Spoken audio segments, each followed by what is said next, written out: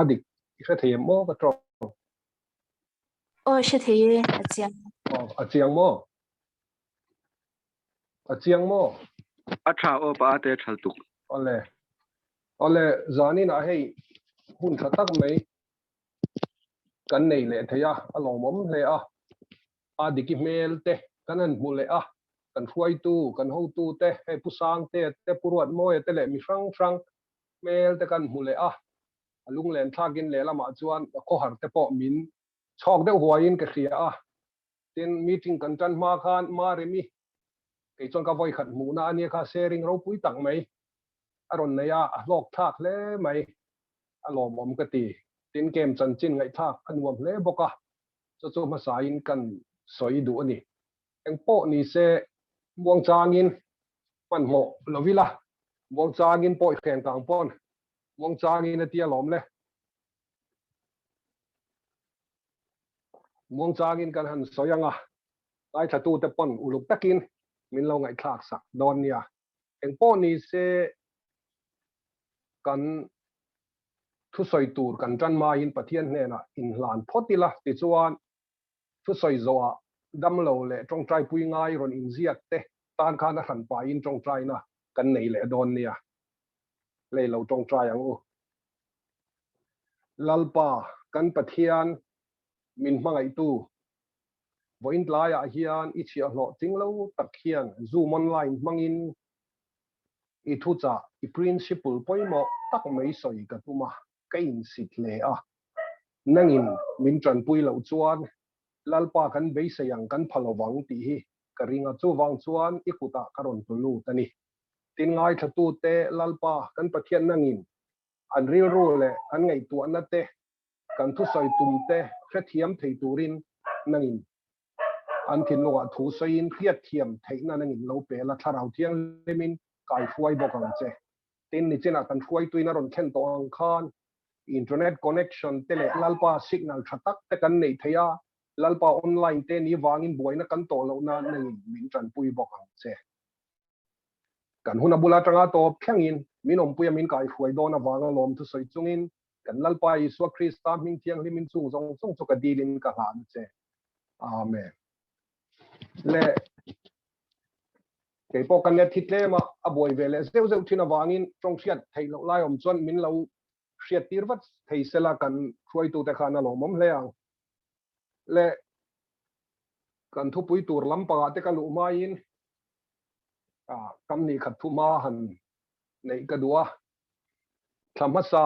february ni som pasari kan lai feel hi kan thleng thave le mizoram christmas te kanan mang ve hun nuam tak mai thian te le rong bol pui te nen kan manga chumi nuwa chuan punenga mo chen mizoram rong bol na te kan han nei nuwa kan han thleng thave le february ni som pasari khan feel han chen le chuan le lama chuan akhu har thak rui maya le lam zonga chuan alo mom viau boka lalpan min hun na mun a rong han bol chu mizoram nen chuan a boru ka lo in ang lo le maya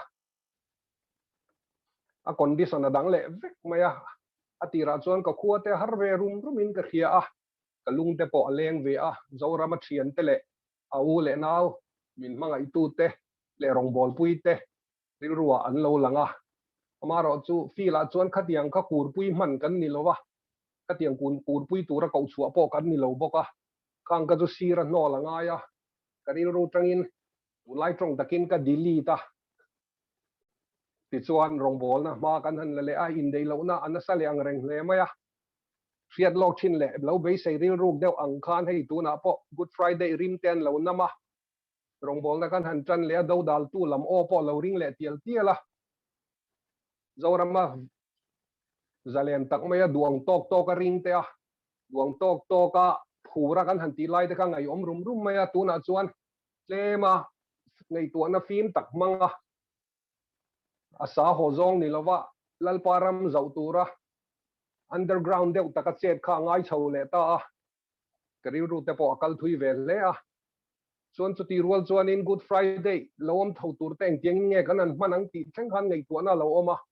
unaw te pon min lo tong trai pui ula heng good friday ti te easter sunday ti te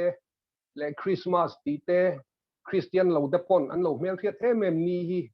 min do dal tu te po chet lak na chance le hemi don vela bo ruak siam hi an tum na se thina chung te ni wang chuan thuma ang renga karon soya le lama chuan ako har thak rui maya hetiang hian rong hi kan bol reng big don emoni ti te ka ri ro hian lo om thina a se lalpan atul atisi a kan tireng lo thei don lo hi ni mela chung te chu thuma in kan soi do ti chuan thu soi thiam mi po kan ni lova ngai thatu te pon uluk bevin min lo ngai thlak sak ka du'a ka ngen bok chewa tin thu soi turi zing tak ten ka dong lova amaro so fi lai ro hian chuan soi tur kan din hun milin lalpa hian tharawin min pui verenga abi takin zoram Christian te lo ngai thak turanga hian chuan ka dong zen lova amak ka ti angreng deuh mai chu Christmas mak tura kan lo ho chau khan ka ri ruban nas tak main pathianin khuwa da a ai kuptara matanga Israel fa te kanan rampana an ruaina ka lalpa tin nge niang o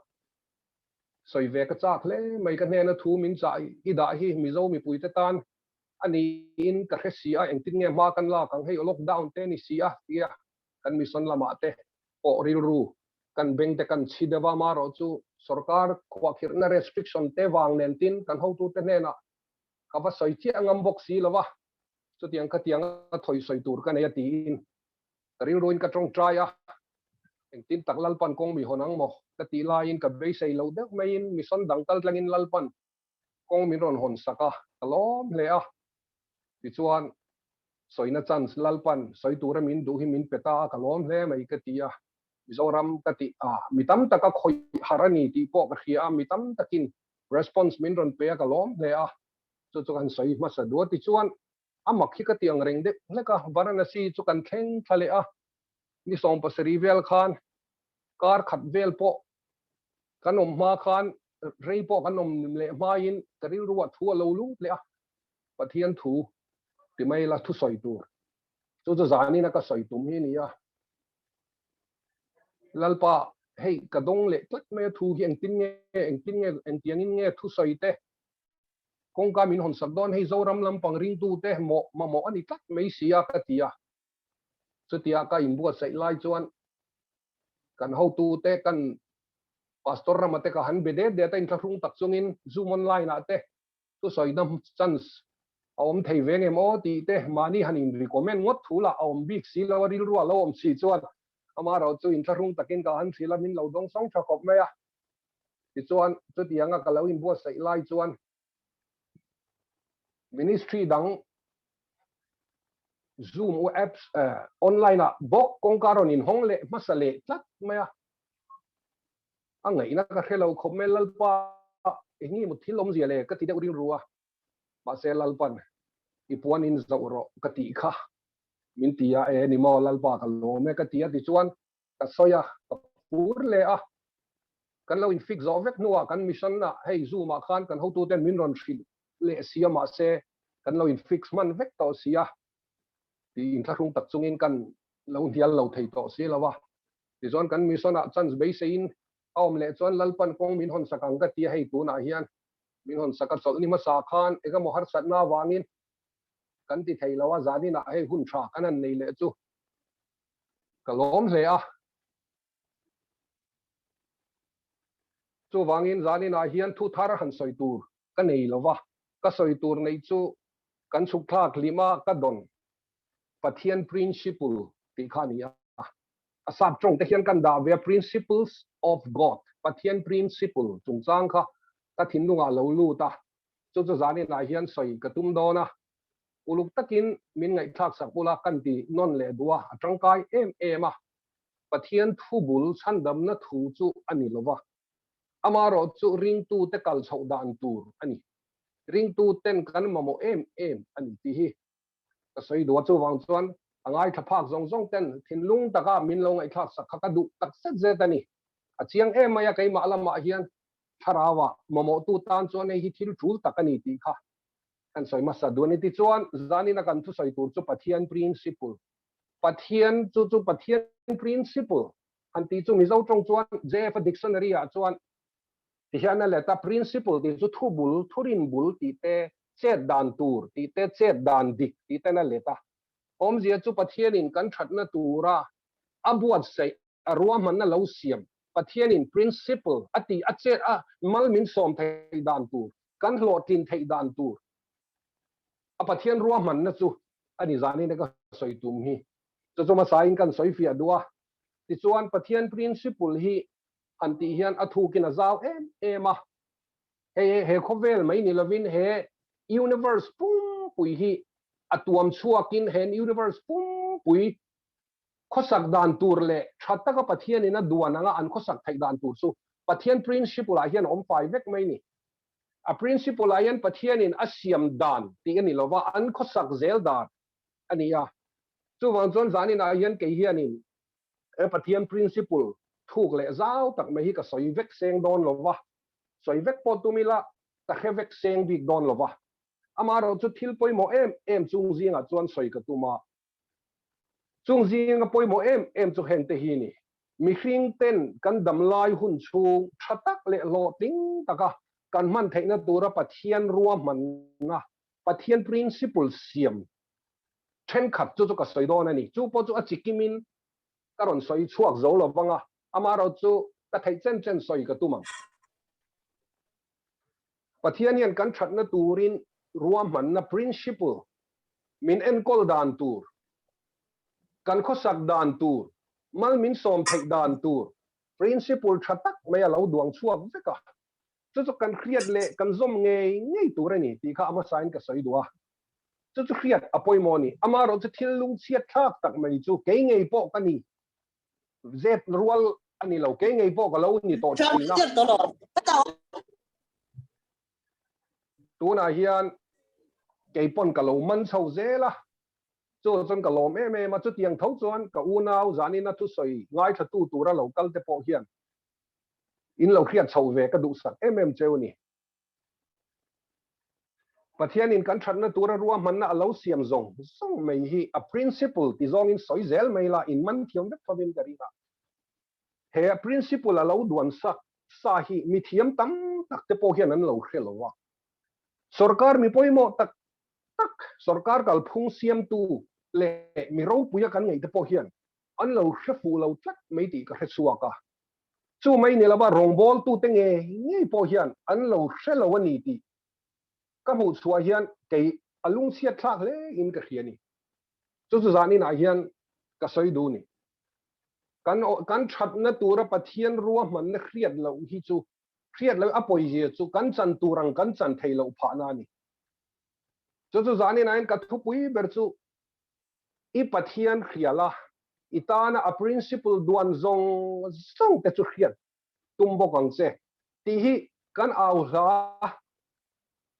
aula kan slogan lian tak mai lo ni sela ka du ni ka thin lungan ke chu ri tu ka lalpan ka tan principle ruwa man na alo siam zong khiati ka ti ma mo ni a ka khiat lo chuan chu ta chuan ka om thei don lo ba ka kal thei don lo chu mi principle noya chuan chu mitin mai ring tu te hian kan mamo chu ni chu kan rama mai ni lovin ring tu Pathian khongai na chan dam na dong tu Pathian that na lo tem to tu piang thar te pon he principle kan khiat lo thina wanga kan kal zel na konga har sat na tam tak kan tok mai ni lovin kan chan tur angle kan ni tan tur kan chan vo te kan lo chan thei lo pha ta ni so wang ka thu soi me ki zani nen poimo ka ti em kan soi non le ang uluk takin min lo ngai thak sakang je ti chuan kan subject a kan lu thuk ma in heng zona te hi I chang I ngai to ma sang u ka chang ve kang te le heng zona te hi in zot ve thin karinga kai po kan una voi tam tak heng zona te hi alo in zot 3 alo om 3 na ni chu heng zona te hi abik takin Mizoram kon san devin kan soyanga heng zona te kari ruwa alo lu ta ring tu zong chu min huam vek nam dang po huam vek amaro chu Mizoram kon san devin etihan kan tar lang mai ni heng zona te hi entir nan enga tinge mizo mi pa te hi kan thi ma em ti zona te enga dinge mizo mi pa thalai te hi kan wang lai taka thi kan tam em ti te enga dinge mizo tlangwal zinga hian pasal tlak lo kan tam em nupui famnau en kol tlak lo kan tam em Christian ni si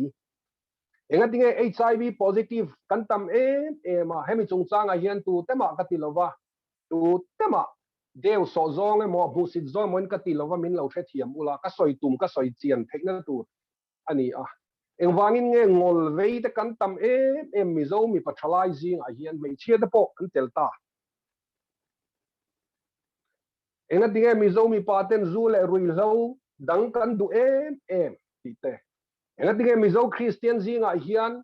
thina wang ni lo nu patrang then kan tam em ti zo na te hian ke chu kan nun hi alu ana sa em thina ni ngati nge thina si lo nu patrang then ngati nge min kan trong holo sela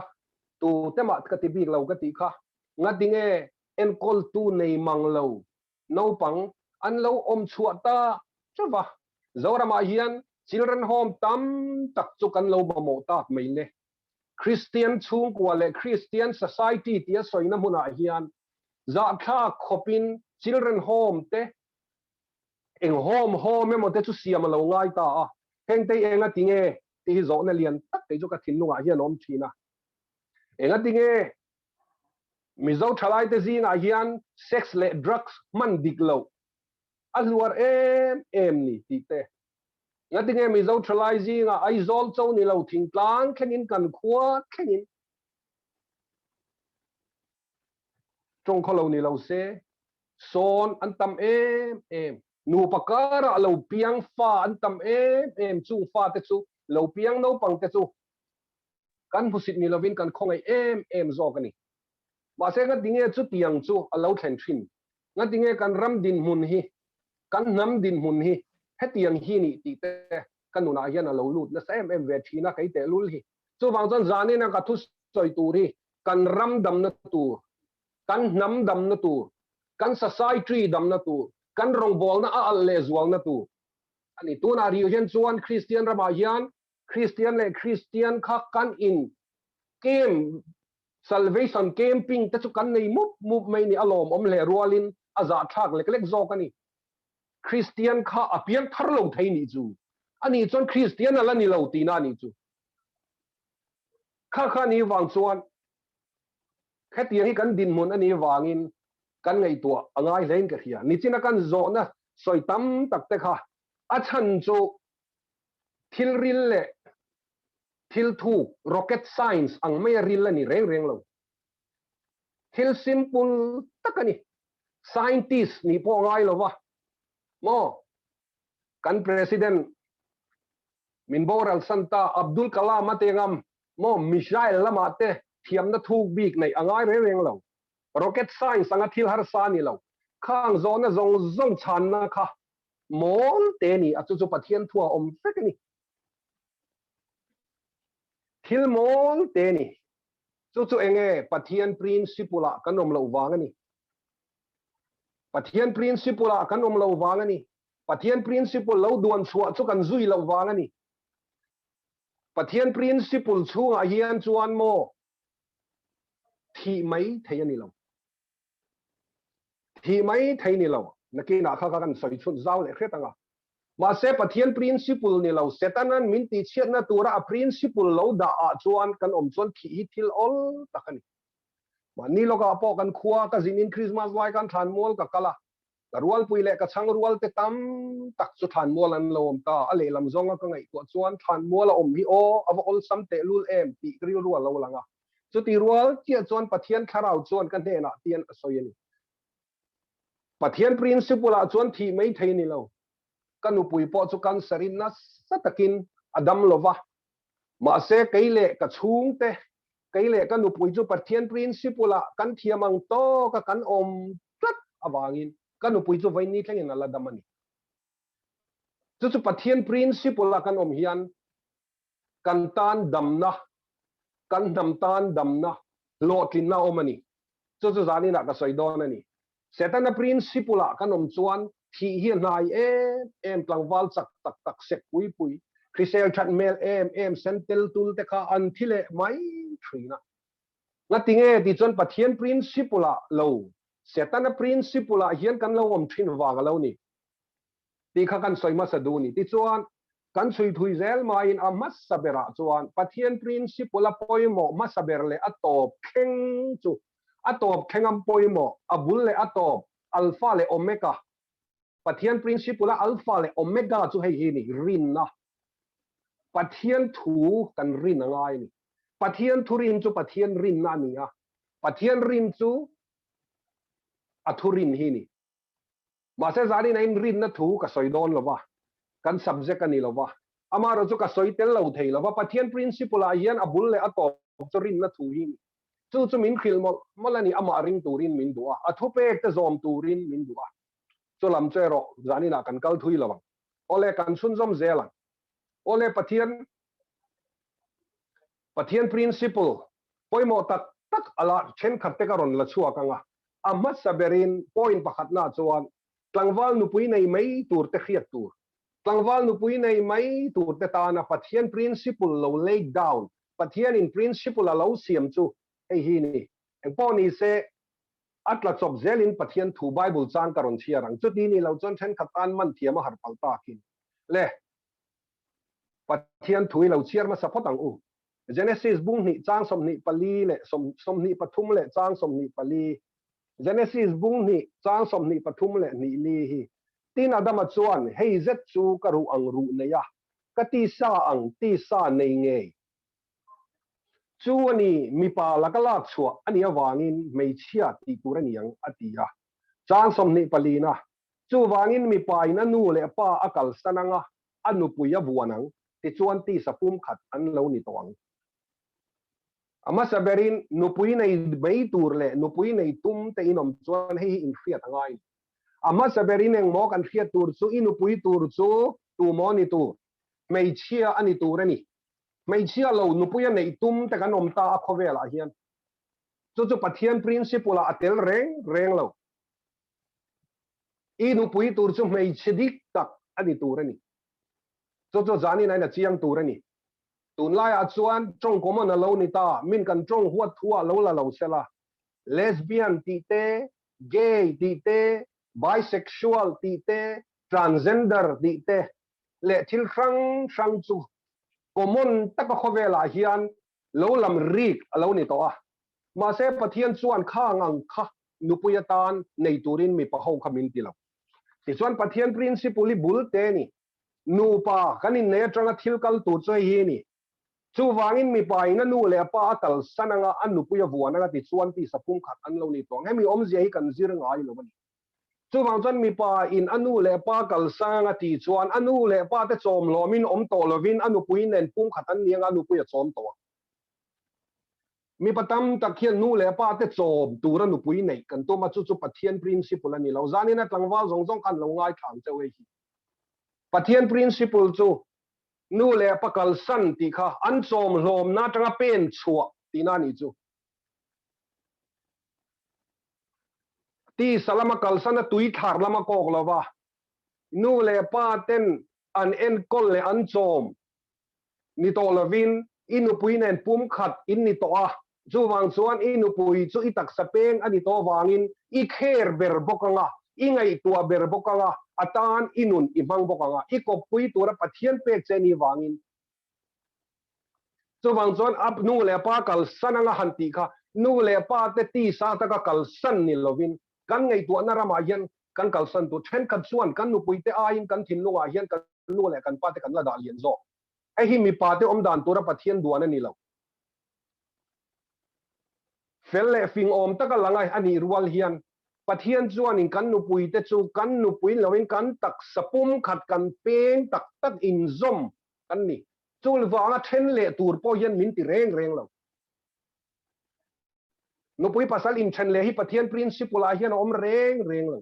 chu tianga in kop tura Pathian in min lo duan chu ni nu hei hi zirtir na po kan dong claim maya akhi aza thak zo kani ko thana te ngei po hian zirtina kan dong claim a he hi khovel ho zir tir tur mo kan ti nu le pa te kal san ti om je chu nu le pa te som ni to lovin ma ni kut ke dingin nu pui fanal nu pui te kan zomin kan thok ho to ang a tu le ni chuan kal san ati khang le thuk tak om zia nei ni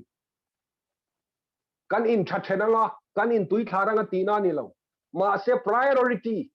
kan da poi mo ma sak tur chu kai chuan kanu le pa te tu na min lo boral san to a chu chu thu dang ni se lo la dam po ni se kanu pui chu kanu le ka pa te ai ma sa in ka thinu ai mun sang tur chu tiang tur chuan nu pui chu ka nei ani a number 4 na vel sang turin nu pui hi kan nei tur ani lo chen khat chuan fel na mo kan tia nu le pa u le nau te kan da ma sa veka kan nu pui te chan chu a fem a niam em to ni chu ka soi do ni chu wang chuan ti sapum khat hi chu kan in hlat thei lo ni ti ka khiat tu chu wang chuan eng kim kan in seranga eng kim kan thok howanga he chung ko thar din tur chuan thei top kan chuang nu le pa te tui thara kal san ka ti lo ti kha ka soi non fo kha in lo khe sual palang ti ka la nu pui hi ti tak zeta vuan to tur kan ni chu wangin mi pai na nu pui le anu le apa kal sananga anu pui vuanang ti chuan ti sapum khat an lo ni tong kan nat chuan kan nu pui na a chu ringot ani lo le lam kan nu pui nat chuan ke kana ni kadam chuan kan nu pui damanga kan nu pui dam chuan ka damang rong bol na po hi apoi mo khop mai nu pa in engkim kan ti hun dun theilo ma se tu na po varana sia cái telul rong bol đấy cái rong bol na ani lo wa kan nu pa rong bol na ani a chan chu ti sapum khat kan ni a kan nu pui ni tin cái yang ina chuak ve thei lo po ni mai thei ma se kan rong bol na ani tata cái pon ka wa chuan na chan chin te ka khil vek thi na ni chu tiang chon ani po chuan e kan pa hi a trong trai tam han lo wa buai e ma te atia ka tan na sa takin a trong trai a peng pui atak sa peng dang ka ni a katan chuan kan nu pui chuan na sa takin trong trai na mang thin ani ti sa in si reng ringot khapum khat ni na ni lova khovel khosak le kan din moni na zir lawa wangin tak sa chu kan lo in lat sang om mai thei ma se ril ru le tharau mun khata kan om chuan pum khat kan ni zia kan ni zel thobani kan nu pui mi zoram lama azin lan pon pum khat kan ni thoba ke ka zin lan pom pum khat kan ni thobani chu wang chon chu ka soi dua nu pui nei hi ti mai mai ani lo ti zo soi chu ka tum lova ma se nu pui nei hi in fiam na satli ani lova thinlung takati tur ani a dam chung o tur ani a acham phual le in nei ni vela kan in cheidan le kan function organize dan te kan dress te le kan ei tur buat sei te kan card te invitation card te kan ruam man na engkim kha atha tur ma se khami style ringot kha ani lo a lotlin na chu pathian thu ne kan thinlunga omani pathian in ruam man na alo siam ang chia kan kal chuan kan in nei na khan ro pui takin kan in nei na kha lom ni lo ma se thinlunga ro pui takal lom ani chuan ra cha su don ani na sataka ro pui in loma na sataka lima lom chunga ro pui takai nei kha chu du tu samani ma se ai ro pui jok chu ai in nei tu ta thinlung khani chu pathian thu ka pian tharmai ne lahi ka man ve tlat maya kalom mani pathian khongai na zara hian hei kum som ni le pathum don kan lo in nei ve ta a kan nu nen hian ti tak zeta in hau poi kan la nei lovin ka khia kalo khresual te ni lo chuan kanin ngai a min mangai a ka mangai a kanin nei nei ro chu a ro pui lo ti ro pui thai din huna po ka ding lova sum le pai po ka nei lova ama ro chu ei zon na po ka nei sa bik lo ke angin om ve thop ma se ka nu pui chu ka chung ko thar siam tur chu ka chom tur ani ka en kol tur ani ti kha ka thin nuwa oma ka nu pui nei nu lok hian kan nu pa hian kar khat po kan chol lo ma lam pa na kal turin ke kan pen nga so wang chuan ka tha ngai chu ka tha mai tur ani ka tia kai pon voi ni hilal pa khoi na zara kan thleng ani le adot le kan lut le ang chung ko en kol le kai khwai dan bible chang kan chiar le nga korin hei hi ang kangai poi mo ka soi thui viau bok mai thei hela hi kan host ma dikita khan min lo the thiamula I hun karen vak thei don lova thiam po ka thiam lo tin kan chance kan nei zen big lo boka le korin thon khat bung som pakhat chang thum atrin kan siar nge amai ro chu mi pa to phot lu chu Krista ani mai chelu chu mi pa ani Krista lu chu Pathian ani ka soi le ang ama ero chu ka chiar le ang ka tina ama ero chu mi pa to phot lu chu Krista ani mai chelu chu mi pa ani Krista lu chu Pathian ani ti in riat ka du ani ati tir ko polan mi pa to phot lu chu Krista ani mai chelu chu mi pa ni amat saberin mai chau ka lo kheve ula ka du in lu chu mi pa kan ni lu ni tral kha in lo tum ve chuan Pathian principle in kalani ma se taksa hi lu chok ani lo te ro chu in kheve ka in poimo zia ka soi nep don chuang lo ba in poimo em a chung kwa hian nu poimo zia khafia tor khop turin fa te chunga big lo mai la hun ka bang ve ton kanu pui kan chung ko tan le kan rong bol na ta na a hlut zia khe turin vo in ni hun hi ka bang ve to gram tim fi la po kum som panga ka hum ve to har sana tam tak dam lo na le har sana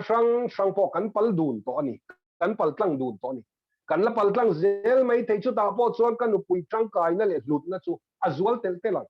amaro chu lu ro rel tu chu keima kani chu mi pa kani voi ni hian soi tur tam ta ka oma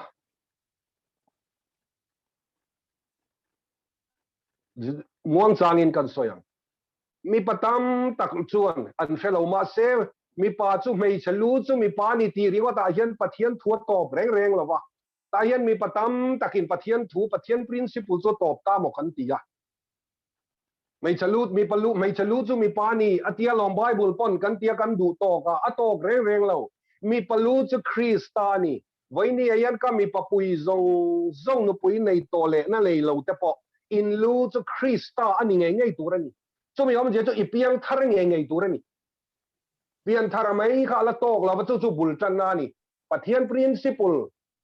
Pathian ruwa manna I family en kol dan tura Pathian ruwa manna a principle te kha ikhrenge ngai turani imo phurna kha ikhrenge ngai turani chu ti rualin ithu nei na po ikhrebok turani thu nei na reng I mo phurna ti lo ting tura pe kan ni chu wang chon Pathian po hian atir te atangin mi pa hi da chung nung ti hi ka soi du ni Bible ani tlat mayamo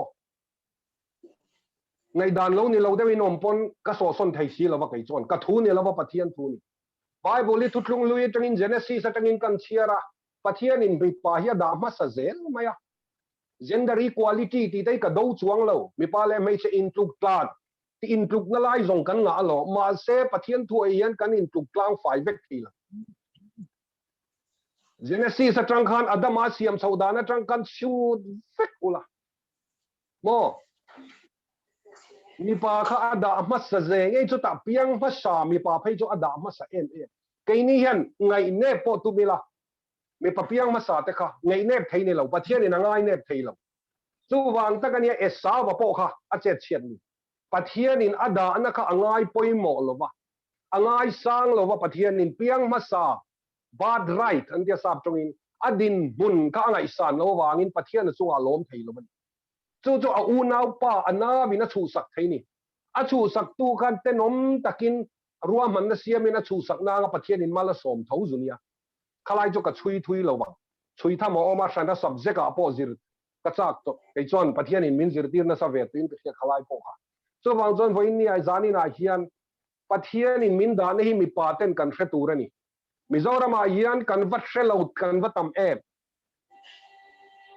Pathian in mi pa te min da ne hi chung ko en kol tur le mo phurna la tura min da kan ni ro rel tura min da kan ni no pui fanau te en kola antana hun mang tura Pathian thu chu da kan lo antana ka ti khan Pathian tel vek thau ka ti na ni amaro chu zwani na hian Mizoram mi pui Mizoram chung kwa titia Mizo chung ko zinga hian mei che chom chung kwa engzat tak nge om mei che en kol na chung kwa engzat nge om kan unau kan rong bol pui zong te pole thalai te khan ngai thau la ka du ni mei che chom chung kwa mei che ro rel na chung kwa engzat nge om chu Pathian principle ani lawa I her dang lam vat angai ni chu mà sẽ râu rel các ini miêu xí lâu chuan mấy chiếc tên hắn rel mấy lâu chuan mấy chiếc các gần đem ngót tu ra ni lâu mi dâu nằm mi tung đinh tu chuan mi pa cần xem mà sát tu ra ni mi pa cần xem mà sát tu ra ni mi dâu mấy chiếc tên châu hiền mi dâu kal sari vong him se cần tì chuan Pathian thu mil mi lâu Bible en rau Abraham Pathian ti ni ka Isaka Pathian Sari Pathian Hagari Pathian ti om ngai lo re Elizabeth di Pathian ti ta ka mo ngai lo min da nei awa chung nung em mi pa te min da nei awa chung nung em chu kan khiat chua hi apoi mo ni ani na daga chuan kan soi lenge la li suwa po khan zirti ra han mei chia kau a kau chuak mi lo zunia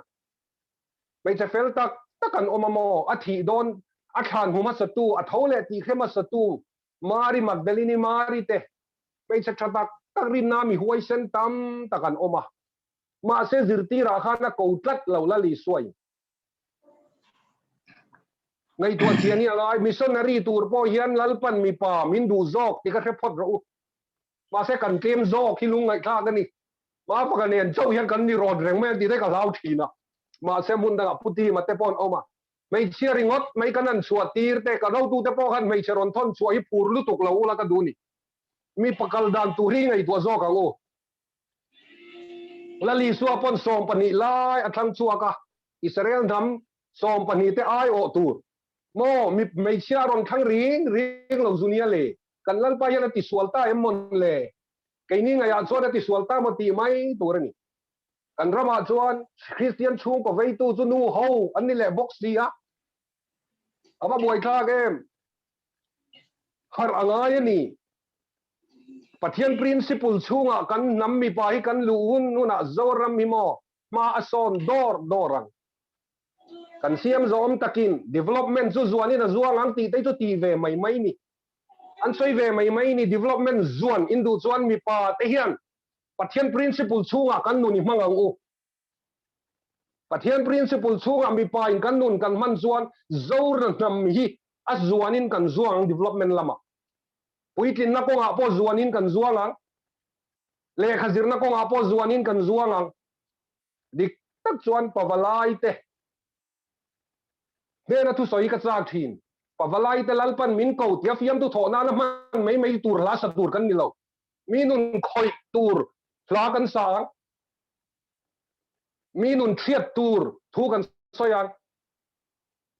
chu pawalai te ti turani mo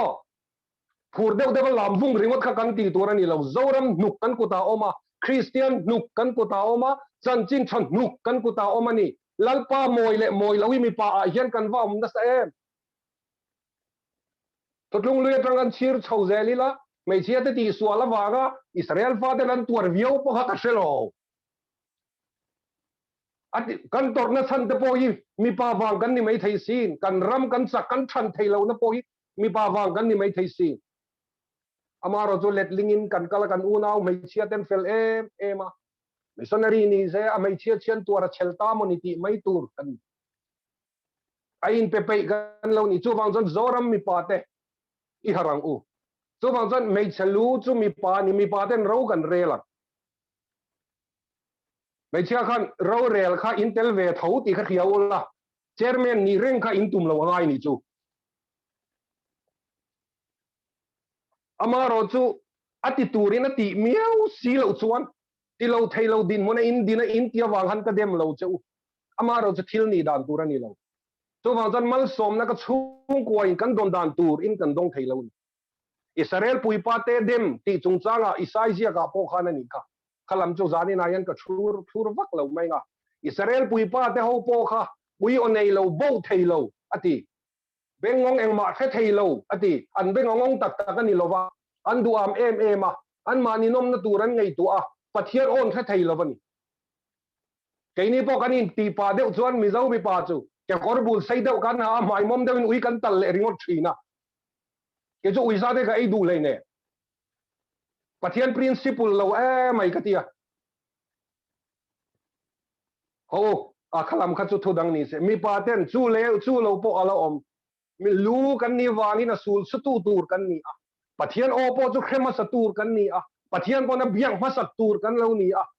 ô chút tiếng chút căn tin muốn anh tin chút đi lại chung qua căn en câu đàn à bỏ khiết tour căn này ta nu lệ pa te pum khát căn này căn ti cầm mấy chia lệ mi pa chu pum khát căn này à mà sẽ căn rama chuan tun lai hian lung chiat tha khop mai enge căn ti chuan căn pha te nu lệ pa te lo ngai khara u nakina kala soi zel don nu lệ pa te hi ngai khara u căn pha te căn som căn khai Krista zara căn som lệ căn khai căn rau chan te hi kai thau ngam lo kan vatam to em ai zol ka lo kal ko om chu khan an fanu an fa pa te an som si kai thau ngam lo nu le pa kha ka mu treu mai ni no pang tan chon tho ma zonga har ka the thiam ka fanu nge po a tho ma thei thin lo ka zeb lo ma se ka kai tho chon ka kai zon boi te tho hun ka ti zon a tho mai then ka ti chu an kong khar chum anga ya thoro daria da pel to dar ko ri don ti kan nga ya ti po chon minute som thum nuwa an tu an kong ka pon la ron hong thei lo ba ni thil poi mo tak nakina no pang en kol dan bible khan en tin nge ti khan nakina kan la share zela no pang chu akal na om ko a chon zir ti ra u ti kha bible no pan la kan ti tam hi kan nu na alo bet tlat ti ka mo chuak na salu tu ka kai ma nun nge poi kan soi le lo ka nge kai ma nu na trang hian ka he chiang ani no pan la in thing tlanga kan oma zinga cho kan ei chewa tla kan ei le chewa akara hian ei mom som ei tur te kan nei ve lo wa chu wang chuan voi ni tlang hian mom som ei tur veli kan nu na khoi lo chau te hi mo ka ei har lu tu ka pui king lu tu to chau ka ei hian chu wang chuan tui lo po ka din ni lo chau hian mi hip lo chuai chon chok kan hian mi la hip zunia voi ni tlang hian no pan lai na thok tam chu pui tin no na that chero po ti la an that che thei lo re pui tin no na that che via wi chu no pan lai neng man tho tir lo wa ani no pang chu kan shape kan shuat thir po lin line chero sei lum te po an nem lai kan khwal le amu ma kan khwal mum that le amu ma kan khwal sol le an sol mai chu za asom kwa adikani no pang po yan no pan lai kan du le pa ten kan chera angani nu le pa za mo soi reng te fa chon za mon ron soi ve le reng mai ni soi ro o mama za mo ron soi ve thin ro ti ngai lo re reng pa ber kan soi reng mai la mo nang ai thiam ron ni mai ang chu wang chon trong kam man tur khleng khan kho sak dan in chei dan tur khleng khan puitlin nuwa kan om dan hi tuna puitlin nuwa na te poi tho du mai la kan tho thiam le thei lo na chon chu no pan line kan lo phai khan lu tu ka chen kan chu tu bo phong vom ring phong tu bo phong von ring wat te chem phong von ring wat po anan hu ma ten an zai lo ngal tok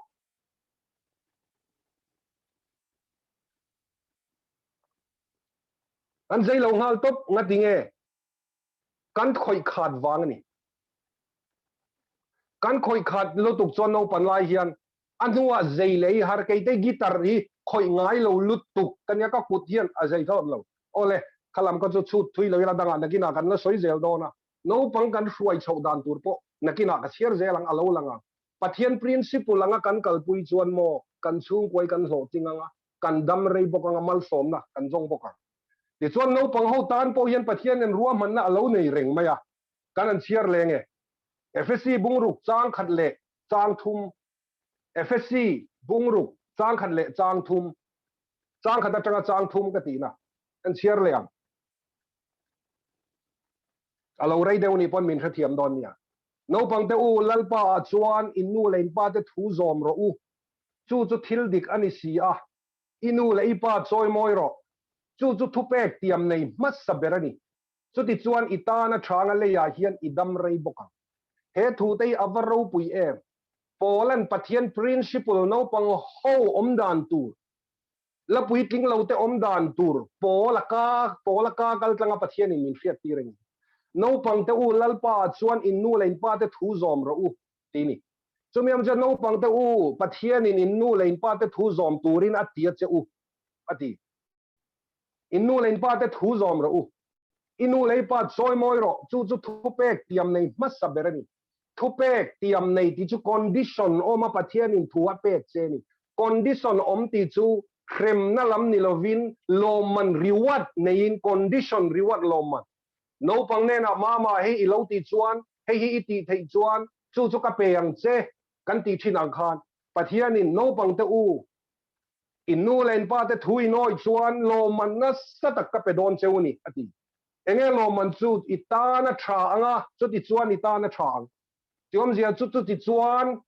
itana thang tiom zia chu i lo tlingang tina ni chu mai la ni nem le ya hian idam rei bokang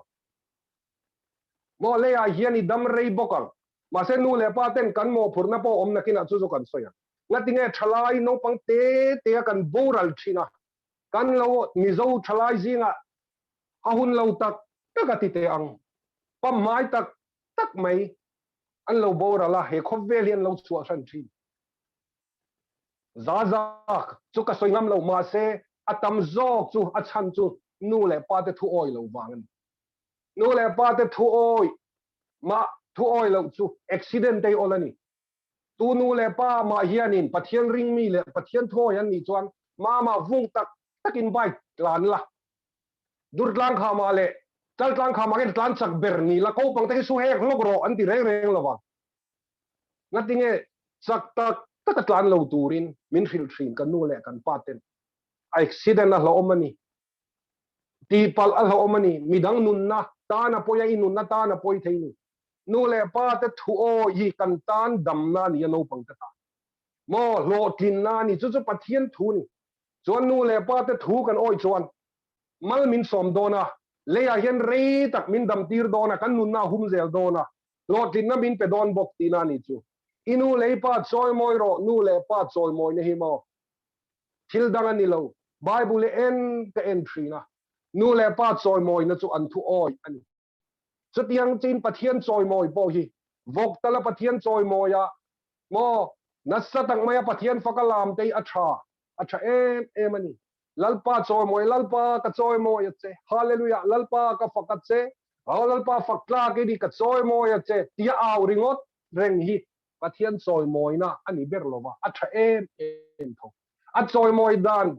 proper dik tak chu athu oi hi pathian thu kan oya a thu nga kan nun kan man hian pathian chu kan lo choi moi reng hi lo ni a kan nu le kan pa te thu kan zoma an thu nga kan lo om hian nu le pa te chu kan lo choi moi ta ni nu le pa te thu oi thei tak fa te chu min an nu le pa te hi ni lo an tia o an nu len pa te chon va van nei tak em tangwal fel tak ka mu hian an nu le pa te chu an van nei ka tin ka ot thin ngatinge khatiang ang fa an nei ka kangai sang ani ngatinge an cher tha e mani an cher tha e mani mani deu lokan kan then oma veng ming soi lo mai la rui thei thila wala har sat na to awangin kan thenom ten papa khatin kan veng min lo ko wa wate lo leng lu te kem tin bo sai don em matia ti chuan chutiang khatiang in kem om dona ma se tun din mona chuan kala soi thei lo te ka tia asoya ta te chuan kan fa te rui thei thila hei achang le min not chuaka tia naw te po chu ka khiat mien nia na te po kan lo thok ho to thina a chuan puate ngatinge moni pathian hi te po ka ti thin kan fa te biakina kan hruai thenga sin male atia kanil ru nui ringot ani biakin hruai then kan ti dan te ani lo mani loka man deu lok khat an nu pon midanga ma pasal kalsanin midanga dei ti kha ka thereng ala rei lo so bang jon an ni po chu pathian principle an masak lo wangin an fa te po chu pathian principle har san ti tan chu so bang jon setan principle anu le pa kan lu jon kan fa te chu setan principle an lu le dona mangagin kan au don lo thei lo bani ma se khatiang har sat na tok te kha voini ayan kan deu lam ni lo ani lo wa ho u pathian principle ayan tlai lua om lo ilu tam u kan hriat ni hi kan lu ni turan ke ngei pon pathian principle om lovin kanun ka lo manga kanu puin har sat na tok che tagin ka lo he chuak ta kan president pulala thu soi tagin ka har chuaka chu ta tang chon pathian principle kan lu ta voini tagin lalpa na thatna min wa mu ti ren ti chuan no pang te u lalpa chuan in nu len pa te thu zom ro voini ayan pathian nu le pa te thuin zom lo khan mo thlai te u mani kela ding thei lo te u mo nu le pa thuin zom lo khan maro sukalai khan soi tura oma toy te nga mo exceptional om in nu len pa te khan pathian an do dal ta ni chuan khalam kha chu zanina kan subject ani lova mo amaro chu generally in kan soi ni nu le pa te thu oi hi at shrimatin zuru Pathian principle om lo nu le patam tak po hian an fa te chu thu tha an thrilin thil thati turin an du thowa chu bang zonin kan nu le kan pa te thu kan zom hi kan ti nge Pathianin min be seina ni no pang te hi thil tam taka demand lo no pang te laga hian thil tam tak Pathianin a demand lo an nu len pa te thu oi turin a demand ani chu chu I khiang u nu le pa te thu I oi chuan a thon lo wang alati mo I lot tinganga le a hian I dam rei bokang I thi mai don lo van ti na ni chu ni kan ram thalai te pon kan lo khiat mai chu hen te hi nang ni pon ka u nau te u nang ni pon in se chiang le ang ka ring no pang Sunday school a khan in by hat ve kang no pang te walal pa chon in nu len pa te thu zom ro kei po hian ka by hat ve ka ma se a meaning min lo khil thiam lo ba kha Pathian tu in min hruai lu atum na ka min zirtir tu te de wang ni lo min lo khil reng lo ba thu tha cham satlia mai in ka lo cham liam a kai chuan ka zom ngai turani ta chon mal som na le lo ting na ka chang don ani ti kha ka hetlat lo valo voini a hian mo elai no pang le zual te u Pathian principle ai nom chuan lotlin nei hi mo all ai tem hu thei vetan lotlin hi o thil har sa ni reng lo life fa mi loting ni thil har sa lo ni lo Pathian principle chu atang chuan setan principle atang in lotin lo har em lo elai kan soilo ko nge Pathian khiala a principle khero katika ngatinge vai ho hi elai a ring tu ni lo vai hindu tam tak te po hi an lotin riau ti question po hi in zot thina achan chumo Pathian principle a hian an lo om tlatalo mun Pathian khe si lo hian Pathian in mi khring tung chho te kaldan tur a ruwa man na hi an lo khetlata engtin ngen khiat ti po khiat lovin an lo zoma nu le pa thuin on zom tlatalo amak hi kati helai rong bolin kum som pal nga don kana nom ta a kan ring thar de po Pathian thuril tak tak kala shil tu na ka thu soi po hi ka du anga chiang in kala soi lovani helai hian ma se ti chung po chuan kan ring thar te no pang te le khan zir lo pon kum som pangan lo nia som paruk som pasari nu le pa chom turin nan zong char mai ni an ma ni hian an mo phurnei an fetdat Pathian ina du dan an nu le pa te thulan oi ema ti chuan example a kan rong bol pui bai la late kamwati te nu pa hi an fa te tereu ten ni lain ring tu an lo ni a Pathian ka rong tu na jong kan bol howa a fa te an lotling char mai ni an class a pakhat na ni chhoze la thingtlang an ma school tha po an kal theilo lekha pon zir theilo ma se Pathian principle a hian anom tlak an nu len pa te thuin oi em mai program kan nei ten nu le pa ten choice rong bol turan ti chuan mo puri sabji siam turan ti chuan an thei top an chhuat top mai ni tuna po hian an fapa upa berchu mama art company a hian supervisor zuni to le po som pani po pass lo ania ala pass lo ngatinge kan ti chuan kum riat ani changin in lo an re thei wangin kanin mel thiat tir te hian Gujarata kum som pathum mi ni in loina local toni afar le khazirna zong lo chuak vekan ti chuan tuna chuan mama art company lar tak maya supervisor a thiam wang ni loin a rin no ma wangin an du top ateima Pathian principle noya chuan an kal tak mai anaw le po chu eng tin mani khan diploma automobile eng mani khan lo ti ve akal le kal lo chungin an har sa a tuna chuan Maruti company industry Haryana permanent worker ani don der to an farnu in MA zawa BA ta zo to boka research ati mek boka pasal thata ka nei boka Pathian principle noya chuan lotlini vol em kan ring thar tam tak te hi mizo thalai tam tak ai nan ho ting chho zon taklat me ngatinge Pathian principle a de chuan ring tu lo te po hi he khovela om zong mi ring te hi Pathian principle a hian Pathian khelem lo hian an lo nu nan lo mang thei Pathian khelem lo wa principle a kal hian ho ting tho le ya chuan amaro chu tharau chan dam ne ron chang lo ba tu bang chuan Pathian principle nu le pa thu oi lo isatana principle ania he hi ngatinge zoram Christian community hen alar tak mai ni ti ka ngai tuan nu le pa thu oi chu Pathian du da na ni Pathian principle lotin nge na tur ani Boy ni ayan mi te ain I brilliant I ril ruat chak fal big lo mai thei mi te ain I thiam thei fal big lo mai thei mi te ain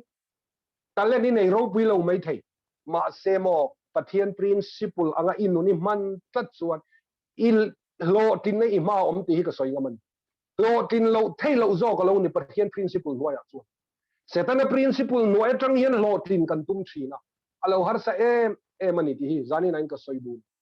vai nam ring lo mi tam takte hian lo tin viau na chan hi Pathian principle a hian an nun tam takan lo mang tla talom an lo kalpui tla talom ti hi ke chon ka mu chuak to ni cho ro pui ka tia tumia wang chuan an mani diang lekin kan ti tur ka ti na ni lo I soila le chandam tu nei tu Pathian kan khria anga a principle kan rebok anga chutiang te chuan ke ni tan chuan kan nam chu ma son lo thei lo turan kan ni tlat mai ni kal zelang o arei lu tuk don e mun baka ka cham rei lu tuk chu la top lo mo FSC bungruk changli a khan kan chiar le lok te FSC bungruk changli a khan tin nang ni pa te u in fa te te thun ur su ula lalpa thunun na le zilna a chuan en kol zog ra u mo pa te mo phurna lo lang le ta nang ni pa te u in fa te thun ur su ula lalpa thunun na le zilna a chuan en kol zog ra u in fa te thun ur su ula ti desperate su ula ti beidong su u kan trong kam phim khur lo lu tu ka wang te kan nun dan dik lo lu tu ka wang ten kan fa te kan lo ti beidong tri asap trong tak pay chuan fathers do not exasperate your children in street bring them up in the training and in instruction of the Lord exasperate ti chu ti beidong khopin in fa te siam su bo Pathian principle a pa beri kan nom chuan kan fa te beidong khopin kan siam ngai lo eng ko nga chu thil thei ani lo kharau thiang li min fuai don ani ma senga tinge mi tam takte nu le pa la ka an beidona kan nu le pa te la ka hian mi an lo beidona mo depression hial ten lo nei chin kan fa ten Pathian principle a nu le pa te chu kan kal lo kan fa te en kol dan tur chu min philani mo lalpa thunun na le zilna chuan en kol zog ra u Pathian thu kan hrilang mo Pathian thu te chu hanin hril thei ngadila chu camping tu heti zo zai nei po hi ngai lo turin ke main lo kala kha ni china mar mi po na tia ol takalo ni ka Pathian chan dam na don te thil simple takalo ni kha lalpana lo buat sei to sa chu a khongai na wanga kan ta na lo buat sei to sa chu ringa lo pom mai turani kan ta ni ti kha lo ringlam mai tur kan chung te chu ina hian in hril thei renga lo ka fanu po hian kem kal lovina piang thar mai ni kem kal kha chia ka ti na ni lo beidon nep nu jaba Pathian ne na lo let lamani la nu le pa te u kan fa te kan en kol dana ni china po ka soi kha kan nun dani na zir lo awangin zinga po kan kai tho thangam lo ba thu tha po kan thil thangam lo ba Pathian thu po kan thil thangam lo ni hi a then te pai chu a ultra zong in kan che a fa te zil kan ngai zo ka fa ten apa zu in to su apa zu in hian kan zakani apa tola ya hian rui chung in leng to su apa meizial zu do su apa huwa ei to su apa za mo soi to su kan zakani kan minti ta zo kani hi ho in en chiang u pa te u ka pa pui ke po pa kani fa chu pakhat chau kani tharau fai ro tam tak kani nu le pa te u nu te po in kiam chong lo pa te nen pak sapum kha tin ni anu le kan fa te kan en kol da mi ten po te khwai thala varana si a thamayang in ti thin te in ti turani in fa te hin en kol turani July ho ma chon da ma yang ti te kha Pathian kal phung ani lo nu le pa te kan om chung chuan kan en kol turani en kol thei turin kai ma ni in siam ma sapot ang u fa te kong dik ko mu thei turin kong dik ke ma sapot ang u fa te thu dik khil thei turin thu dik ke ma sapot ang u fa te thu tak khil thei turin thu tak ke ma sapot ang u fa te piang thar thei turin i piang thar ma sapot ang u fa te chan chin tha khil tur tir chuak thei turin ho chan chin tha te I khil pot ang u lalpatan ipeng ma sapot ang u chu pa ten kan mo phurna ni chu ti ne gina letling zong in kan kala lo ngai ta mai ni ye se omani chu ti wang lo Israel chung kwa po lalpan ui onei lo mo u Israel khoi tu te chu an pui pa te chu ui onei lo khiat na nei lo wan ni ti chu Pathian on thra thei lo wa an fa ten zil ngam lo wa Israel mi pui ta po thu tha an soi ngam lo an ma nin dik lo wa ni Israel mi pui ta tan Israel pui pa te khat thil than tingam lo an hrelo wani lo an tingam lo an ma ni ma an siala Pathian thu an thra thei lo Pathian tharau pol theina nom lo wa Pathian in ati angin ro an rel lo wa kalam chu soi thui chak ma omma se chu tiang in pa ber te hian kan ti tur kan ti lo wa mo zana leng rei rei a kan tranga apo tho ho wa kan tranga athat chia chia kan tranga tho tlai tlai a kan tranga ni chuan eng tin nge niang eng tin nge kan ram hi hian ma so na nga eng tin nge chan chin trai adar zela ring lo mi Pathian nung po hrelo kan ti te ho chu Pathian mal som na sa ta kan lo zong zo zo kan ni ngati nge thil thalo zong zong kan rama hian a lo tam ber mai ni ngati nge khisel lo ber record kan ni reng mai chu kom kanom na rama te hian putar te hin dam rei em asin zorama hian putar kan nei tlem em asin Christian rama hian Japan ring lo mi tam zong na te hian mi an dam rei em asin ngati nge Pathian lo hrelo ma se eng tin moni Pathian principle an lo in kai khoi klat maya Pathian principle angin kaini cho kan Christianity hianin min ti kholo ta zo ke moti mai tur apoi khop mai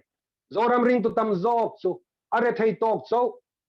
a khisel lo tok cho a thamuang lo tok cho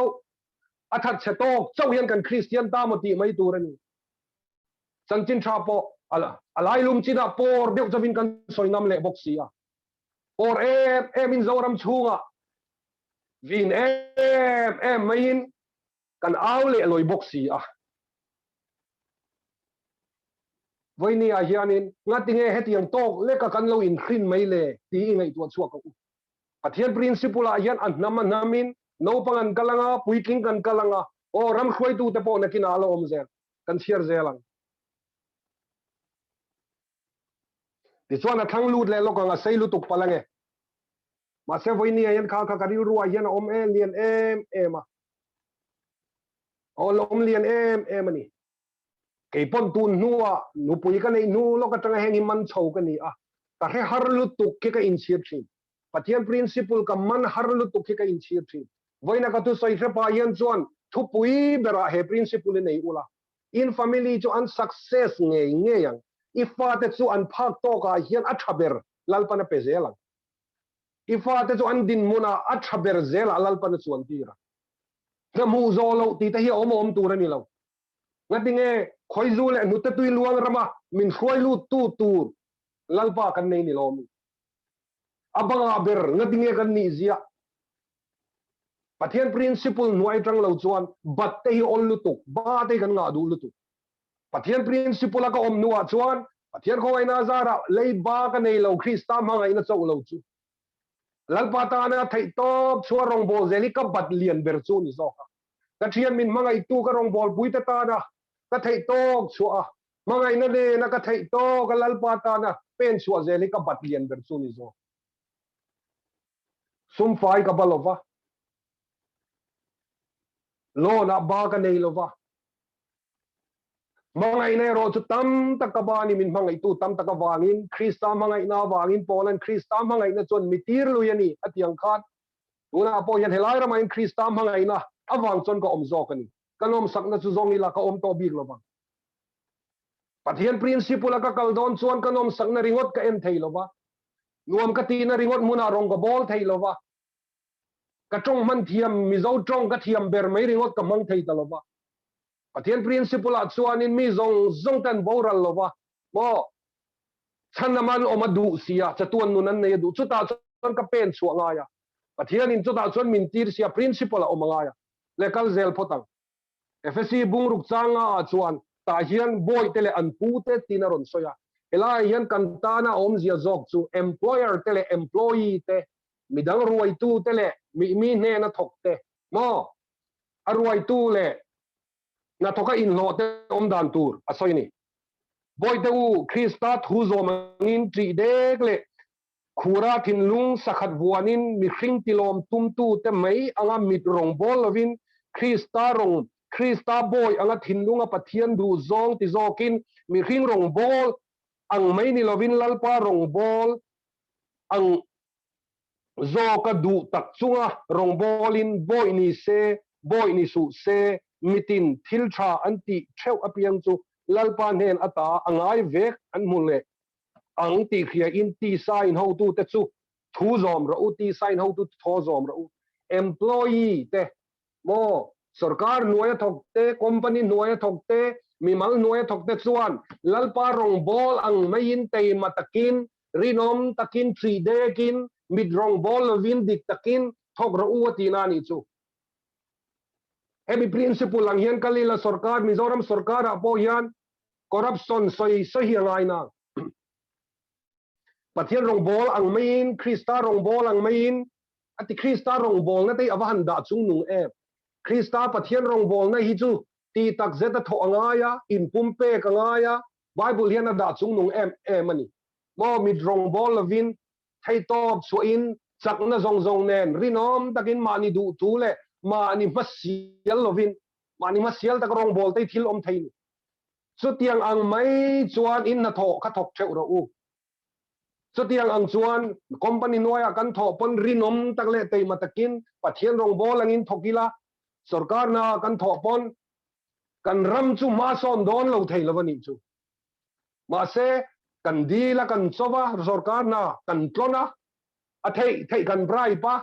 kan thama kan in soi puya kan rima kan rim thua wa in chu ka kal pe lo office kan kal pon kan thok thape lo wa kan computer games kan khela na kan na tho zo tam ai chan na tho tlem kan tu mani kan do ga na te chuan file te chu mo atang rei ruhi mai ni ke chu ka ril rom thin sarkar nai thokila ka ba yan file atang ngai lo bang voina ti tur nak tu ka ti khek su ti thu pui kha ni ke chu file kan ti tur ri rong bol tu pon kan khek na salu tuk thinen sarkar na thok te pon in kan ti tur ka kan khek na salu tuka kan mo phurna kan tingai lawa Pathian thu kan soi renga kan bula thu te pon min ngai sam chuang lo so nu so pa so a soi renga Pathian thu na thok thape der box si lo chu na thok tu ten kan din mon ani chu tiang chuan khove line Krista hello pon rinom takan na thok an lo tam ma chung te chuan lo hlot ling nge ani Pathian principle angin nan lo tho wang chuan mal som na a hran pa local tu ni lovin a om sa de to Pathian yen chan dam na po min lo buat sei sa dei to sak dei to ang hian mal som na tei min lo da sak dei to dil le thari lo ngai re reng lotlin na tei dil ai chuan nu le pa te thu zomin Pathian principle angin chung kwa kalila fa te tan lotlin na kong ka lo in hong hal mai don ti kha chiang sa ni chu so ma na thok du te u le lama na sa takin mo to la ya thu tei lo va soi vak mai theya a tha ma se in a tho na i rinom le si lo chuan in a tho na Pathian rong bol ang ai tho le si lo chuan Pathian principle ani tlat lo ta chuan lotlin na om chuang mi lo ni chu mai la ni le ne tuna employer te arwai tu te tan tin nang ni ho tu te u chu tiang bokin an ma ni le nang ma ni ho tu chu wana om ti le ani chuan mi du sak bik anei lo ti fia in vaulovin an chunga ti ver u employer te din mun how to te din mun du sak bik nei lovin khai bik nei lovin min klon tu te ringot du sak bik lovin rong bol na po tam min klon tu te le min ki thatu te du sak bik kha ol mai Bible a chuan how to kan chunga om vek ati le trong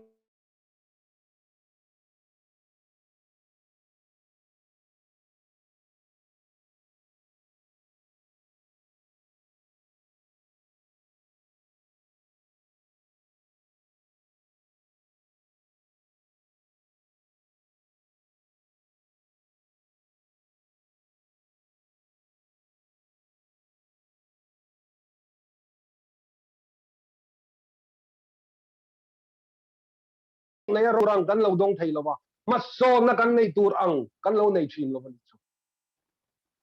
Pathian a hian Pathian thuan a lo om vek a lo ma le kan om dan tur hi soi kan trong ga in mi te du sak nei lo mai la kan thil ti in ti lang tho lo trong cái in thum lẽ mấy là cần thiếu tị trong cái khăn lâu phật đâu mấy là lâu khăn đâu mấy là cần thiếu tị in adik cho ron ti lang thâu ni vậy ni ayan soi tur tam ta có ôm cần là kal zela chu how to employer te na thoka company a mitam tak chora managing director te mo CEO chief executive officer te mo company manager te mimal alek enkima sarkara director te chu ti anga thok tur chuan lalpan minti ni krista nei to tu ini chuan ina tho kha pathian na anga thokin rinomle dik takini thok tur ani so tiang in politician kan nia wanga dot soi tura phalna nei bi kan ni lawa politician kan nia wanga pathianian principle ran min pe ni chuang reng lo kan vai hian principle khata min khung khoma kan vai tan ruaman na khata siama ta chuan pathianin kal turin min duati chuan kan lo ting don ani so tianga kan kal tam thiam po le lo tin na kan dong tam don ani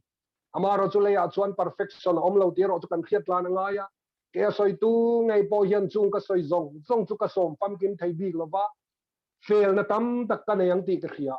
chu mi khe chung chuan ka soi ni ke po ni tin in zira mason zel turin lalpan min du a principle anga kal zel turin min du ni ti ka khia so zani na hian ka soi ni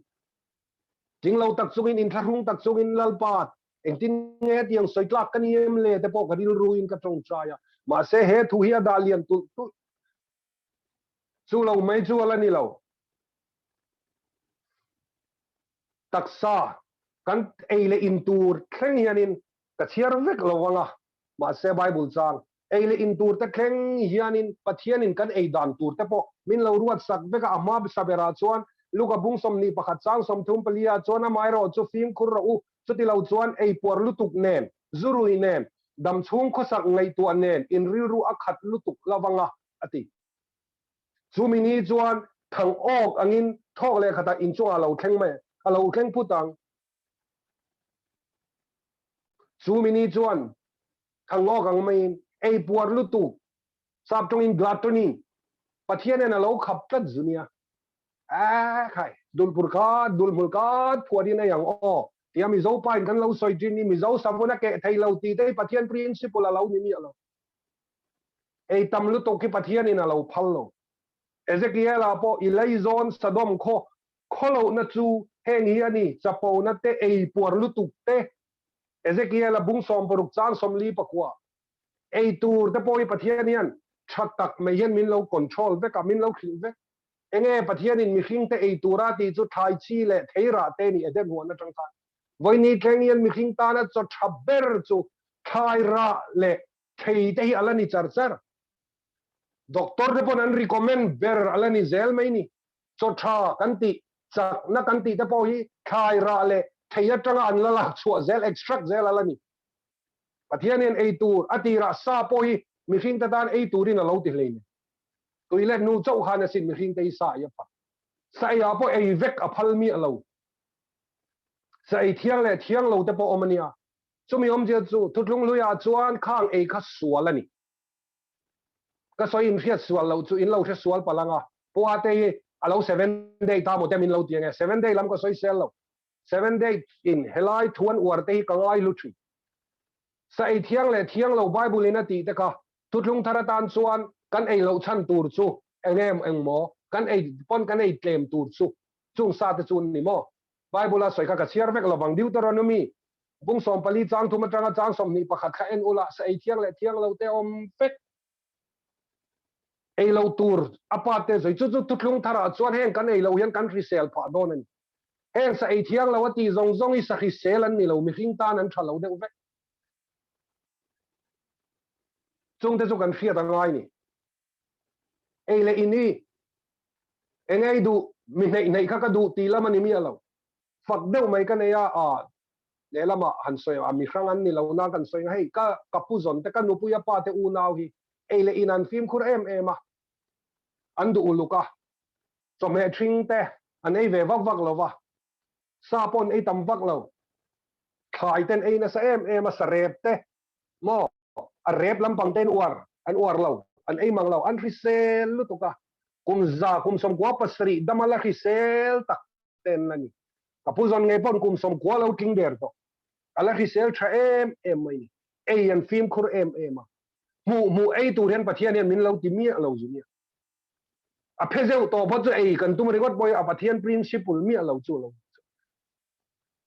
ei dan tok te po bible kan zira lo ngai ni chu chu kan ta nani ma se thu tlung thar fa te chuan tutlung thar fa te chuan chung kan e wang chuan sual kan ti a mo pathian huat zong kan ni ti na kan ta na thatur ani wain ka soitan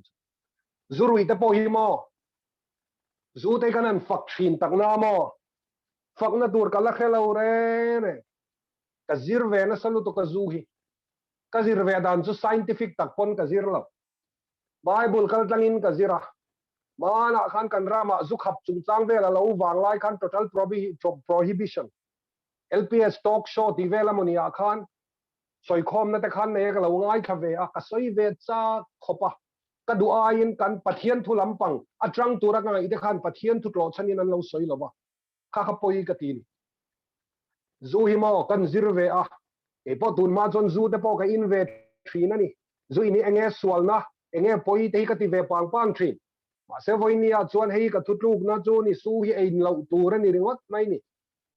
khovela history azu muchuak masaber zoom dan thiam masaber le rui masaber chu nova ani tuile zo nu khan nova chuan grab huan a siam zu a uma mo hei chu zu ni lo grab tu yani tein lo tiange grab huan a siama grab ra chu uma a in a rui ta a lok puina pakhat ma an chung kwai nan nei lova a rui a chat kha a lo mulang ta a afa pa te zinga panni an ming ka sal pakhatin alaya mi in amua apa mulang chu khu lovin chu apa che sual chu thup lovin au nau te thila au le nau ten le lam hoi chungin puanin anin zot apa mu chu mulang chuan va khu a ti chuan apa lo har chuan enge thil thenga kheta anova chuan amulang mutu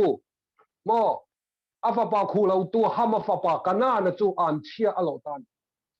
voini theng hian kana na tha te ram chu israel fa te pe ka lo ni to ni mithiam te soi phei chu tun an bible a phei chuan ani ti hi a soi ngam approve na kan shel lova ma se mithiam tam tak te rin dan chuan kana na hi black khau tha tu ni nan nga ya hei wang hi moni ngatinge mingo ho sala rei takan lo ta na voini tanga africa continent hian mal som na don lei theilo boina lir maina achim thin te hi antiama se chu tu na hian gospel truth anga soi ka ni lova in khia zawnan mithiam ta ngai dan karon share mai ni hama fapa kana na chu an che mo aunau te ronga bol ang tin an sia lo ani tan engwang mo zu wang ani chu zu khalo rui lo sela chu amulang lo tu zu khalo siam lo sela amu chuak tu pa ber nova hian athat pui lova an revenue asan pha lova atupa an sia alo ta chu an sia chon na sa takin a tha ta thangin a khoi ta ni voini a hian chu kan soi kai le du ni chu wang chon chu pathianin kan ta na thalo ati chu nu le pa te le tlangwal te pon in lo turin mo ei le in hi kan film khurangai ni chu in lo turin zanin a in ka som cheu ni ngadinge zoram mi puite hi zor mi zo thalai te le mi zo mi pa ten ti bik ta rui thai thil kan du em pathian principle a rui thai thil khoi i reng hi om lova setana principle ani setana principle a lu nge tel idu chuan rui tul mai ro ma se chu chuan thatna pakhat ma khen lawang chenga an chia lir a thenang chati ka zanin a soi du ni le a problem a kan kal tonga soi tur tam ta kari ru alo ma se chen ka tan nin om takin zani ka thu soi amen hallelujah lo pek tuar rem lo de mai thaya ma se thu tak ania atak ka ni ti hi khiau la ka du ni akhal de udon ani pon min lo the thiam ula ma se apoi mo em sin kan ram kan nam dam na tu kan mi zo society hi za om taka om le theina tur chu Pathian principle la kan lu tam thayang ber mi kan lu hi le rong bol na po hi Pathian yen rong bol dan tur alo ruwa man le fek maya ka ti kha mo tir ko na thok tur po chuan la li so in mi pa hir alo thang mai ni khamole te ka ti ka khalam chu ka chui don lo ba arong bol dan tur ani rong bol na point Pathian in principle alo duang la chu chulal I so na ron soi chuak ta khap mai ni chan chin tha min ron thlen tu chuan principle pakhat na principle pakhat na chu hei hi ni marka bung som paruk chang som panga atangin ania ma se avai vai ka chiar seng man lo kan chiar nge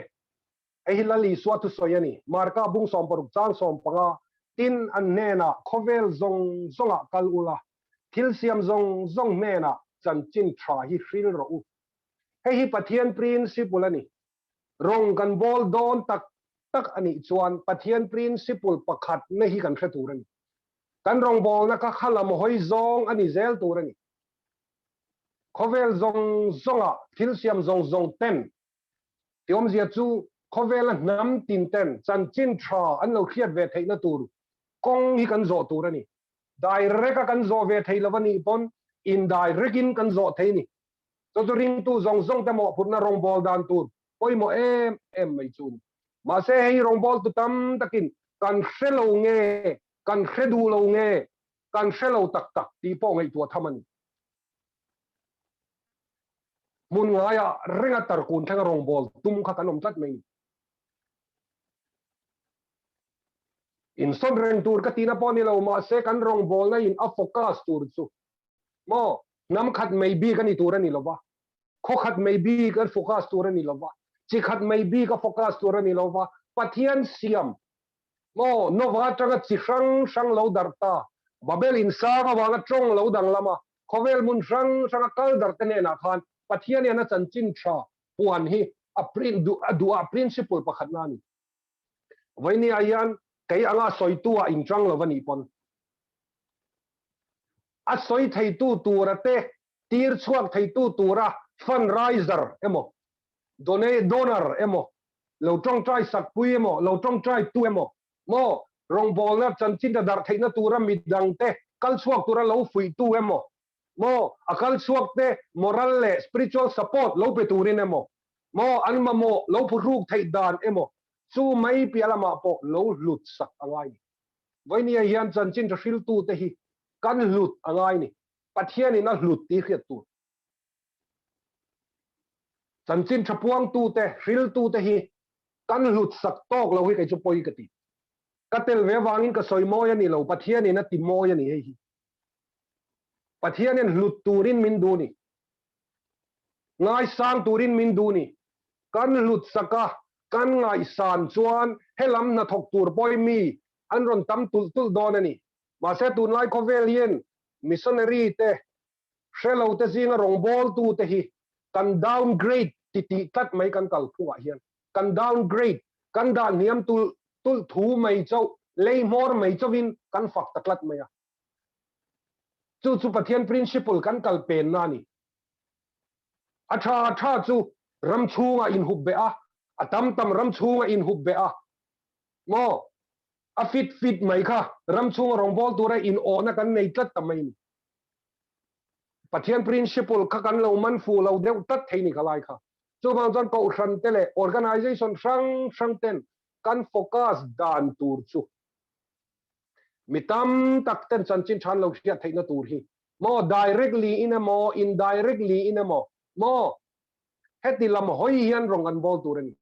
ram chunga rong bol tu zom tak tak te po khan mitam zok te chan chin thra hril tur an pen chu theina tura midang te chau chuak tu te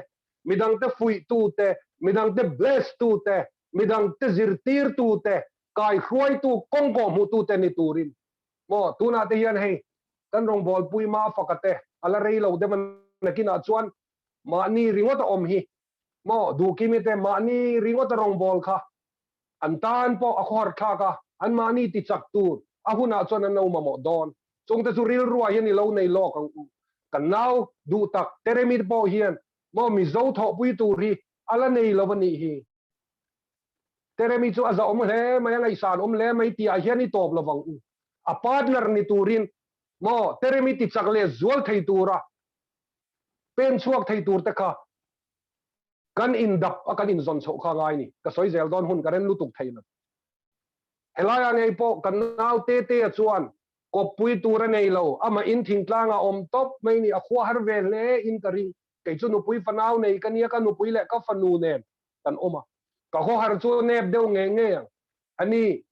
ho har mani ka bakal po ama ina lo tei ruk ma ka khongai riu ru khop ko pui tur te chu ma moni tian ama in rei eng chenge kan tei tir don tho pui tur chu lo ma mo ta ni chu tiang in alo mi po ama chawin helai kan kom chaka oma a partner ber tuna dts tina kalsan khri boxi ama in ko har takin om ve thinang ti ka karing thinen ama ro chu ano zong in kanin deal lova ano lo zong in kan ti shama dik tak chuanin ko har changan na yang ti hi chu ke chuan ka he thiama a chan chu ko om rei do vai rama hian ke ngei pon ko har chang ka nei thina ke ngei pon lung len chang ka nei thina kan ram ngai chang ka nei ya kan ram chom he kan nam ei tui kan du tak te mo tui kan ti tak te kha ei chak chang te kan nei thin ma se krista awangin khang ho kha nom ne a kan nol ta a chu wang chuanin chan chin tha khovel zong a kan lula thil siam zong ne na chon chan chin tha hriu ro di lalpa principle pakhat na ani hemi hre phalo hian kapiang tharang ti ka hlau thi hemi ser phalo le man phalo hian kapiang tharanga kahun ka lo the thang ral mai men ti ka hlau thi le principle pani na chu rong bol na ko nga po chuan principle lalpa na lo nei vek ka ti a principle pani le na chuan mathaya bung som ni pariat chang som pakwa ka chiar le lali suat trong kam po chuti chuan kalula nam tinami zirtira te siamula pale fa pale tharau tiang lim minga chuan baptis ula thu ka pek zong chu pom turin zirtir ro in ngai teu kai kum khuain khovel to kheng pain in nena kom zelanga ti a kan nena om zel na tur point lian taksu mo zirtira mi te siama mo athu pek te an zom thaina tur zirtir turi ni chinami ang ka toy zong in principle pakhat na chuan preaching the gospel chanchin the fil he lalpa principle pakhat ani apani na kalrang thailo in kop tat chu making disciple zirtira te mi siam mo zirtira te mi siam kalula nam tinami zirtira siamula zirtira siam mi te siam cher chole chanchin the fil hi aki dang khet ti khiat tu chanchin tra hi chu mi ten chan daman lo ma mo pathian principle an lo khiat theina tur silanga ma sep disciple hilali swan disciple zirtira mi asiam nahi a ministry a mission keng nung zela chanchin tra thelo tene na khil zela keng nung tura a ruat bi ka ten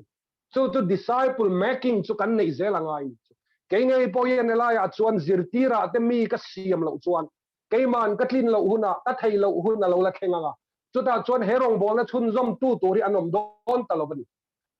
he principle pani khelo hian rong bol tu tam takin hunan lo mang zo to titi a ko shan po cho lo kal mup thi nei rong bol tu tam tak zora ma po ministry ro pui tak le speaker ro pui tak te po disciple an nei lo le an siam thin lo wangi siam turin principle lalpan a siamani ei pathian du da na ni ti po chu an lo mu phalo ni te pon alangan tu wang zon ro pui tak te khan an manin an tak sai betlin lo nu la chu ministry chu choi nung zel tu chu an prince an thu chu pudar zel tur khan lo nei talova lali so chuan chu tiang chuan ti talo ti chuan disciple tur po chu tu te nge ni don toy te kan bel le zirtira kan siam tur te chumo khan chan chin tha kan thila te khan lo ni lali so po yen ready made in van ramatlin ron chu pui mi alo zirtir turi ei missionary kai pon zo ramatlin hela disciple turi ka keng tha theilo kan ho tu te na ron thon ro upo ka ti theilo wa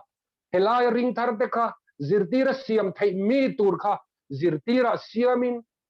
kabuat sai tur ni kabuat sai ta boini apo chung te ne chon rong kan bola kan labuat sai zel ni boina apo kan disciple kan zirtir pakhatin sulekha in thua thila ka riu ro khoi em ni khang te kan nakina piramo wa ti te an lo chak lo huna ani ai huai le flow zog le fire to ka thu soi tura kan cher chau kha an lo ni ta ni chu tiang chuan ni china po testimony jang khan mai chan in faka min lo ngai sak lo wi la hei kan thalai khwai tu zom tak fel tak nula fel tak a digi po hian ra tam tak lo chua to a disciple tam tak lo siam to nin ka khia ro pui ka ti chun zom zel tur pon nang ni point thang zelanga in nei bel zelanga kha rong bol na lo zau zel dan tu ni chu ni Pathian principle chu chan chin thril ani hrelo te ne na ama se hei hi tam tak chuan kan hret lo nge kan hredu lo nge Pathian in heti lo zong hian ati tamati mai turin chan chin thril lo lam zong hian rong bol tu kan kal na sa em mai ni mission fi la po hian a b c d zirtir zong te a thalo ni lo a thil dang zong hian Pathian in ati dan principle hi kan follow chuan e chu ka mu chiang ani huai takin ka soingam he zirtir siam le chan chin thril hi Pathian principle hi rongbol tu missionary ini chuan I Mizoram rongbol tu ini pon hei hi I follow chuan I lo ting nge missionary pon hei hi a follow chuan ring thar anei nge rengang baptism chang tu ri in nei lo in nei rengang nei reng ka ti chu continuously ka ti na ni lo baptism chang tur ka kan nei deu reng mai don ani akha tokin cái này ngày pon ni som paria ta khian mi engamo zat baptist tur kan nei le to he Pathian principle pan mi hi kan apply atang chuan kan rong bol ne hi ama ai na thangan atira kai pon kaman ngal mai big lo Pathian yan lo tin dan tur lo da ring maya adanga rong bol na ka soi che in ka vade wani lo ma ser ra chu harani ama khom mai Christiana mi te siami har mani he Pathian principle kal tlang hian chuan en mei hian chuan a har mela en mei hian chuan atafa direct evangelism ti tan kan soya chan chin ril hi direct hemi ril hi ma se atak taka chuan he hian ra tha lo chua ber mai ni kum tam tak rong kan bol to nuwa po ring thar kan nei theilo na chu Pathian principle kan lo follow lo thin wang hi nia chen ka chuan hriat lo wangin kan lo follow na chang kan lo thelo ani lo zoom chumi mila rong bol na chang kan lo hriat lo wang te poni voinai na khe pha chuan I zomang amara chu he poi voi le khata thil kheng hal mut theini lo kan lalpa po kana zirti ta ko kum thum le chan vela hrual ani rin chu ti vel ani ke ni te phei chon chu di mai ai rei po kan hrual the chan chen da shil thel li chu ti mai all ai chu ni lo aman pek tur tam ta ko omani ma se Pathian principle kan kal tla chuan voini a hian helai rama hian hindi ta ka thiam tok lova Bible hindi ka chiar thiam lova la hindi bu labu ka en thiam lova ka ziak thiam lo boka pai takin ka tong thiama pai takin thu ka soi thiama ni mai maro chu Pathian principle ka zo ve tlat na wangyan ra kan chuat thina ni ti chiang takin mitam ta Krista ke bula kan suai thina ni ti ka hi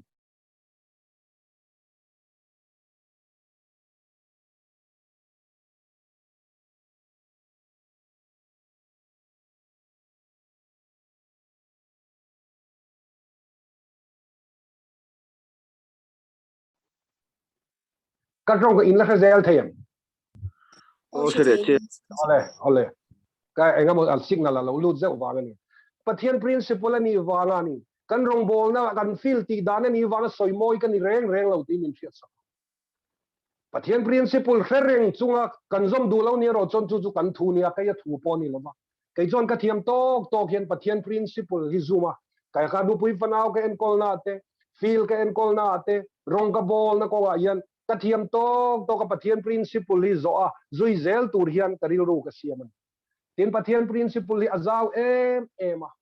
thil siam sang te kan om dan tur te mo peaceful coexistence kan om tlan dan tur te universe have universe chunga planet sang te kosak dan tur te om vek ma se chulam chu ke in ka soi seng lova ka soi thiam bok lova ma se mi hring te kosak dan tur le ami te hotin dan tur le a rong kan bol dan tur principle min siam sakhi oi ni hen ka soi ni so the Christian rama yen chu principle chu kan lo man to lova Christian rama zon helaya po Varanasi kom tir kumnga kumru kom vel khan Christian colony a in loin kan oma tua lai ka valenge ka tia mi te ka va bia a Christian mi ni te o ni e an tia Christian ni buchuan la zui in duem in ang o bia ri duem min lo tia ngatinge Christian kan ni wangin zu ka inang ka ti Christian te chon zu in ching du ni lomi Christian a chon zu in ka phala ni lomi ngatinge Christian te chu zu kan in tlat tak mai le principle Pathian du dan Pathianian o Christian te u o ring tu te u rui thin ula atui king te senchi te local te rui fo ro ti in jiang ngai le ne voi tam taka zurui boy om lo vin atirenga lo ngatinga Pathian principle chu zom kan tum lawani lo zonga kan kal tak ani le nu pui pasal nei ma in helai vai rama po chuan sex